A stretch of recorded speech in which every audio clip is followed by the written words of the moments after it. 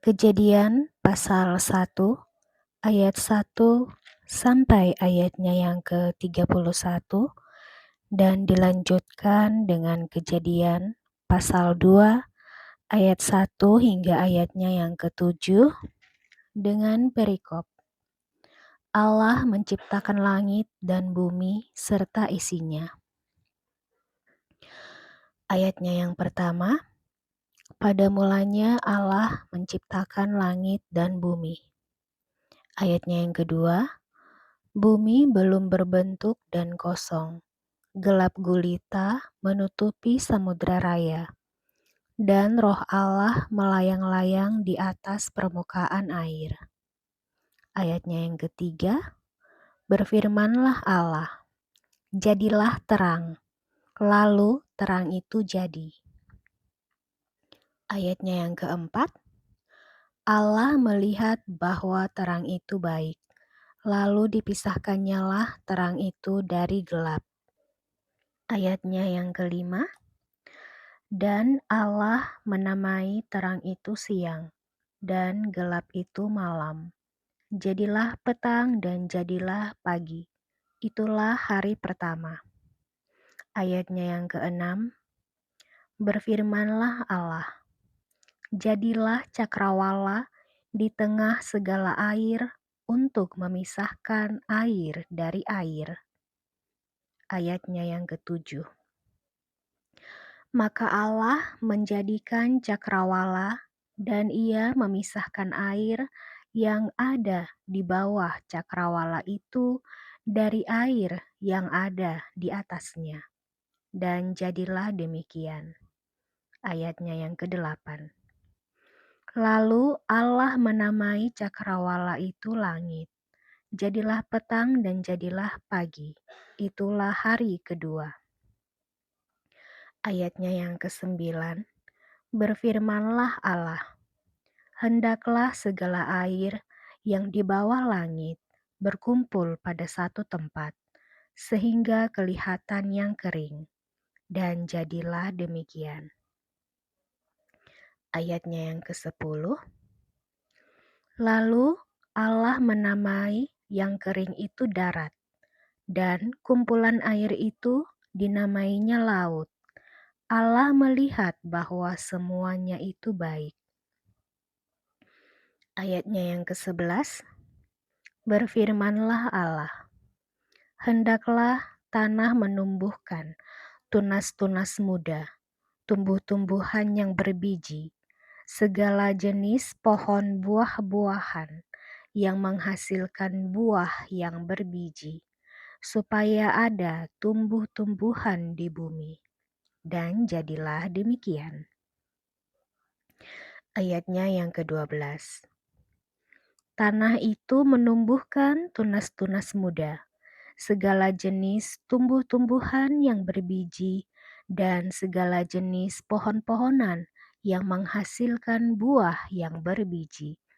Allah melihat bahwa semuanya itu baik. Ayatnya yang ke-13. Jadilah petang dan jadilah pagi. Itulah hari ketiga. Ayatnya yang ke-14. Berfirmanlah Allah, jadilah benda-benda penerang pada cakrawala untuk memisahkan siang dari malam. Biarlah benda-benda penerang itu menjadi tanda yang menunjukkan masa-masa yang tetap dan hari-hari dan tahun-tahun. Ayatnya yang ke-15. Dan sebagai penerang pada cakrawala, biarlah benda-benda itu menerangi bumi. Dan jadilah demikian. Ayatnya yang ke-16. Maka Allah menjadikan kedua benda penerang yang besar itu, yakni yang lebih besar untuk menguasai siang, dan yang lebih kecil untuk menguasai malam, dan menjadikan juga bintang-bintang. Ayatnya yang ke-17. Allah menaruh semuanya itu di cakrawala untuk menerangi bumi. Ayatnya yang ke-18. dan untuk menguasai siang dan malam, dan untuk memisahkan terang dari gelap. Allah melihat bahwa semuanya itu baik. Ayatnya yang ke-19, jadilah petang dan jadilah pagi. Itulah hari keempat. Ayatnya yang ke-20, berfirmanlah Allah, hendaklah dalam air berkeriapan makhluk yang hidup, dan hendaklah burung beterbangan di atas bumi, melintasi cakrawala. Ayatnya yang ke-21, maka Allah menciptakan binatang-binatang laut yang besar dan segala jenis makhluk hidup yang bergerak, yang berkeriapan dalam air, dan segala jenis burung yang bersayap. Allah melihat bahwa semuanya itu baik. Ayatnya yang ke-22. Lalu Allah memberkati semuanya itu. Firman-Nya, berkembang biaklah dan bertambah banyaklah, serta penuhilah air dalam laut, dan hendaklah burung-burung di bumi bertambah banyak. Ayatnya yang ke-23, jadilah petang dan jadilah pagi, itulah hari kelima. Ayatnya yang ke-24, berfirmanlah Allah, hendaklah bumi mengeluarkan segala jenis makhluk yang hidup, ternak dan binatang melata, dan segala jenis binatang liar. Dan jadilah demikian. Ayatnya yang ke-25, Allah menjadikan segala jenis binatang liar dan segala jenis ternak dan segala jenis binatang melata di muka bumi. Allah melihat bahwa semuanya itu baik. Ayatnya yang ke-26, berfirmanlah Allah, baiklah kita menjadikan manusia menurut gambar dan rupa kita, supaya mereka berkuasa atas ikan-ikan di laut dan burung-burung di udara dan atas ternak dan atas seluruh bumi dan atas segala binatang melata yang merayap di bumi. Ayatnya yang ke-27, maka Allah menciptakan manusia itu menurut gambarnya. Menurut gambar Allah diciptakannya dia. Laki-laki dan perempuan diciptakannya mereka. Ayat ke-28, Allah memberkati mereka. Lalu Allah berfirman kepada mereka, beranak cuculah dan bertambah banyak. Penuhilah bumi dan taklukkanlah itu. Berkuasalah atas ikan-ikan di laut dan burung-burung di udara dan atas segala binatang yang merayap di bumi. Ayatnya yang ke-29, berfirmanlah Allah, lihatlah, aku memberikan kepadamu segala tumbuh-tumbuhan yang berbiji di seluruh bumi dan segala pohon-pohonan yang buahnya berbiji, itulah akan menjadi makananmu.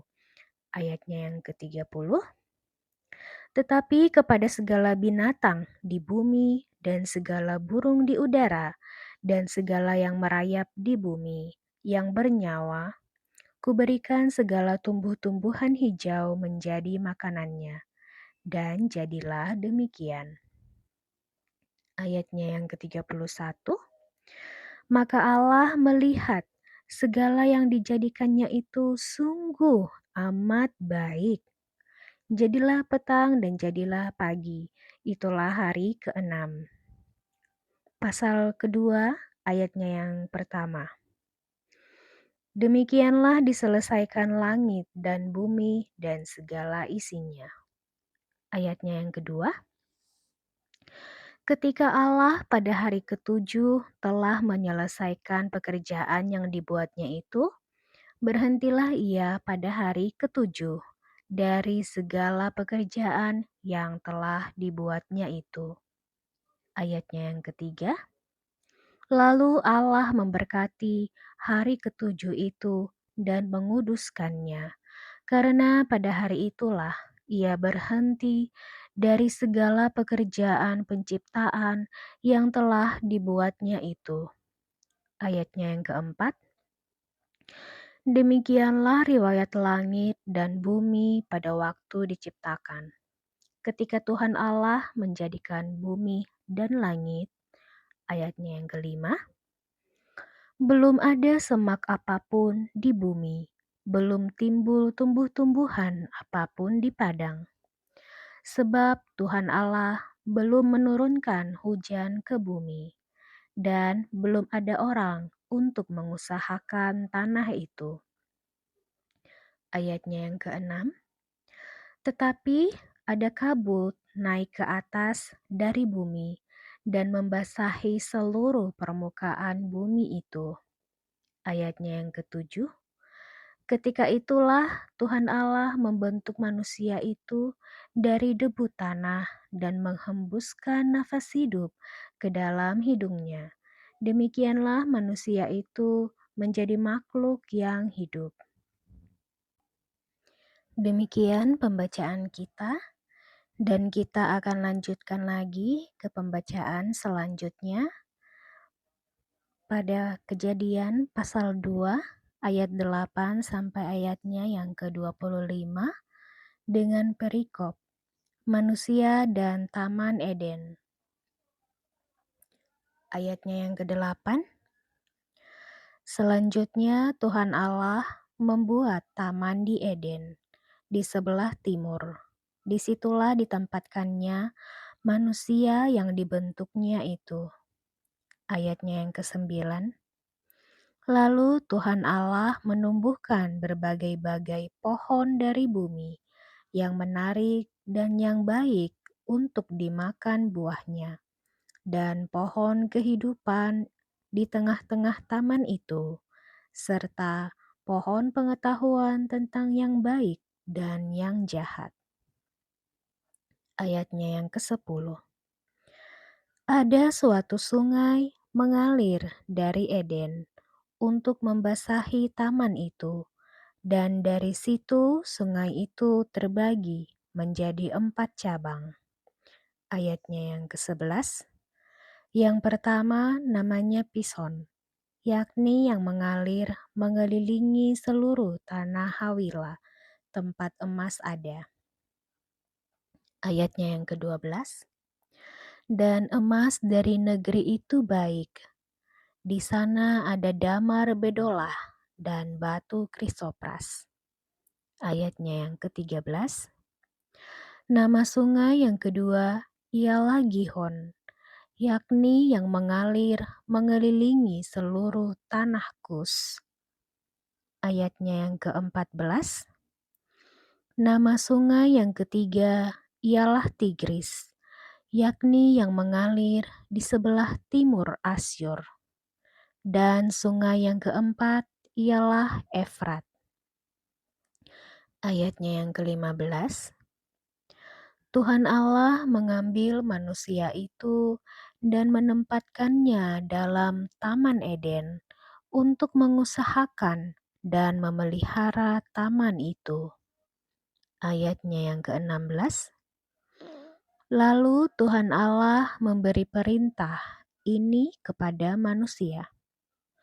Semua pohon dalam taman ini boleh kau makan buahnya dengan bebas.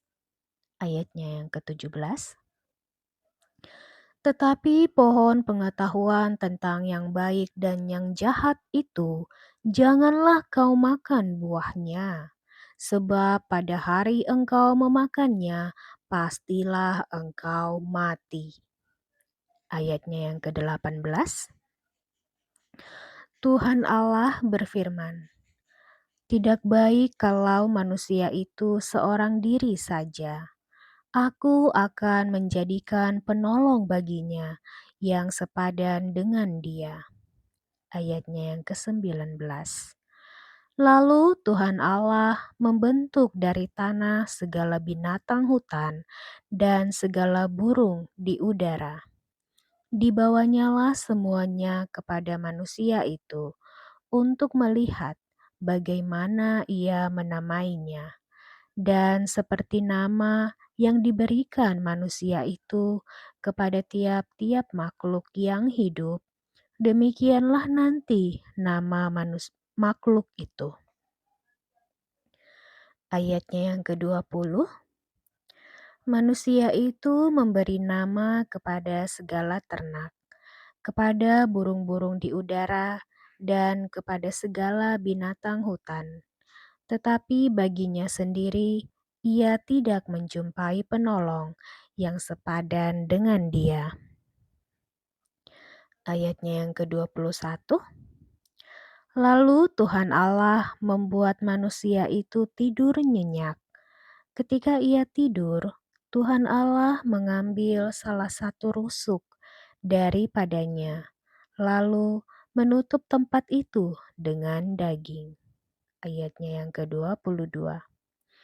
Dan dari rusuk yang diambil Tuhan Allah dari manusia itu, dibangunnyalah seorang perempuan, lalu dibawanya kepada manusia itu. Ayatnya yang ke-23. Lalu berkatalah manusia itu, inilah dia, tulang dari tulangku dan daging dari dagingku. Ia akan dinamai perempuan, sebab ia diambil dari laki-laki. Ayatnya yang ke-24, sebab itu seorang laki-laki akan meninggalkan ayahnya dan ibunya dan bersatu dengan istrinya, sehingga keduanya menjadi satu daging. Ayatnya yang ke-25, mereka keduanya telanjang, manusia dan istrinya itu, tetapi mereka tidak merasa malu. Demikian pembacaan kita, dan akan kita lanjutkan kembali pada pembacaan di Kejadian pasal 3 ayat 1 sampai ayatnya yang ke-24 dengan perikop manusia jatuh ke dalam dosa.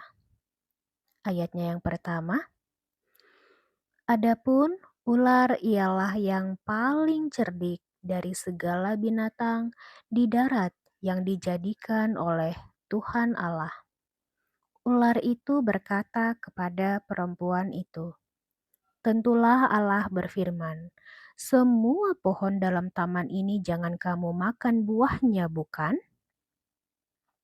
Ayatnya yang kedua, lalu sahut perempuan itu kepada ular itu, buah pohon-pohonan dalam taman ini boleh kami makan, tetapi tentang buah pohon yang ada di tengah-tengah taman, Allah berfirman, jangan kamu makan ataupun raba buah itu, nanti kamu mati.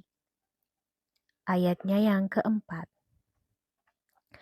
Tetapi ular itu berkata kepada perempuan itu, sekali-kali kamu tidak akan mati. Tetapi Allah mengetahui bahwa pada waktu kamu memakannya, matamu akan terbuka dan kamu akan menjadi seperti Allah, tahu tentang yang baik dan yang jahat.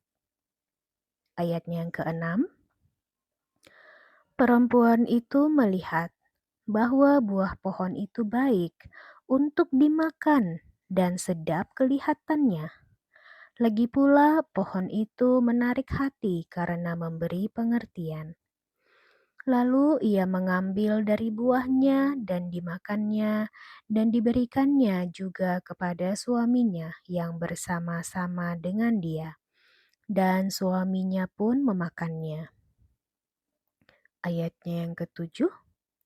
Maka terbukalah mata mereka berdua dan mereka tahu bahwa mereka telanjang. Lalu mereka menyemat daun pohon ara dan membuat cawat. Ayatnya yang ke-8. Ketika mereka mendengar bunyi langkah Tuhan Allah yang berjalan-jalan dalam taman itu pada waktu hari sejuk, Bersembunyilah manusia dan istrinya itu terhadap Tuhan Allah di antara pohon-pohonan dalam taman. Ayatnya yang kesembilan. Tetapi Tuhan Allah memanggil manusia itu dan berfirman kepadanya, "Di manakah engkau?" Ayatnya yang ke-10. Ia menjawab, "Ketika aku mendengar bahwa engkau ada dalam taman ini, aku menjadi takut karena aku telanjang, sebab itu aku bersembunyi." Ayatnya yang ke-11, firman-Nya, "Siapakah yang memberitahukan kepadamu bahwa engkau telanjang? Apakah engkau makan dari buah pohon yang kularang engkau makan itu?" Ayatnya yang ke-12, manusia itu menjawab, "Perempuan yang kau tempatkan di sisiku, dialah yang memberi dari buah pohon itu kepadaku, maka kumakan." Ayatnya yang ke-13, kemudian berfirmanlah Tuhan Allah kepada perempuan itu, "Apakah yang telah kau perbuat ini?" Jawab perempuan itu, "Ular itu yang memperdayakan aku, maka kumakan." Ayatnya yang ke-14, lalu berfirmanlah Tuhan Allah kepada ular itu, "Karena engkau berbuat demikian, terkutuklah engkau di antara segala ternak dan di antara segala binatang hutan. Dengan perutmulah engkau akan menjalar, dan debu tanahlah akan kau makan seumur hidupmu." Ayatnya yang ke-15, "Aku akan mengadakan permusuhan antara engkau dan perempuan ini, antara keturunanmu dan keturunannya. Keturunannya akan meremukkan kepalamu, dan engkau akan meremukkan tumitnya." Ayatnya yang ke-16, firman-Nya kepada perempuan itu, "Susah payahmu waktu mengandung akan kubuat sangat banyak. Dengan kesakitan engkau akan melahirkan anakmu. Namun engkau akan berahi kepada suamimu dan ia akan berkuasa atasmu." Ayatnya yang ke-17, lalu firman-Nya kepada manusia itu, "Karena engkau mendengarkan perkataan istrimu dan memakan dari buah pohon yang telah kuperintahkan kepadamu, jangan makan daripadanya, maka terkutuklah tanah karena engkau. Dengan bersusah payah engkau akan mencari rezekimu dari tanah seumur hidupmu."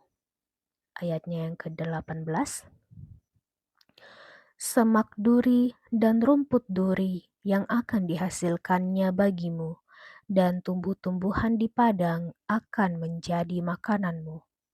Ayatnya yang ke-19, "Dengan berpeluh engkau akan mencari makananmu, sampai engkau kembali lagi menjadi tanah. Karena dari situlah engkau diambil, sebab engkau debu dan engkau akan kembali menjadi debu." Ayatnya yang ke-20, manusia itu memberi nama Hawa kepada istrinya, sebab dialah yang menjadi ibu semua yang hidup. Dan Tuhan Allah membuat pakaian dari kulit binatang untuk manusia dan untuk istrinya itu, lalu mengenakannya kepada mereka. Ayatnya yang ke-22, berfirmanlah Tuhan Allah, "Sesungguhnya manusia itu telah menjadi seperti salah satu dari kita, tahu tentang yang baik dan yang jahat. Maka sekarang jangan sampai ia menggulurkan tangannya dan mengambil pula dari buah pohon kehidupan itu dan memakannya sehingga ia hidup untuk selama-lamanya." Ayatnya yang ke-23, lalu Tuhan Allah mengusir dia dari Taman Eden, supaya ia mengusahakan tanah dari mana ia diambil. Ayatnya yang ke-24, Ia menghalau manusia itu, dan di sebelah timur Taman Eden ditempatkannya beberapa kerub dengan pedang yang bernyala-nyala dan menyambar-nyambar untuk menjaga jalan ke pohon kehidupan.